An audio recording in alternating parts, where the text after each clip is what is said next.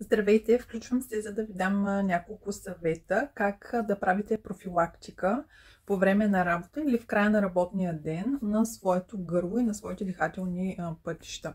Тъй като ние работим в една много замърсена среда от химични агенти, от прах.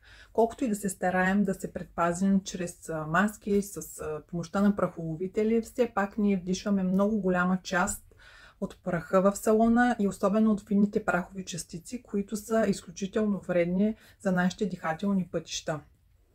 В рамките на няколко месеца боледувам от остра вирусна инфекция, която се насочва към горните ми дихателни пътища.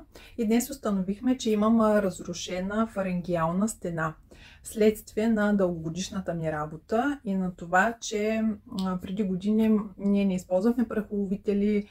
Те навлязоха преди 5-6 години, но така преди 7-8-9 години не се използваха прахоловители, не се използваха така масово и маски при работа и вследствие на това тази моя фарингеална стена е разрушена и така ставам вече податлива на вируси, на инфекции и вследствие на това може да се образува и хроничен фарингит.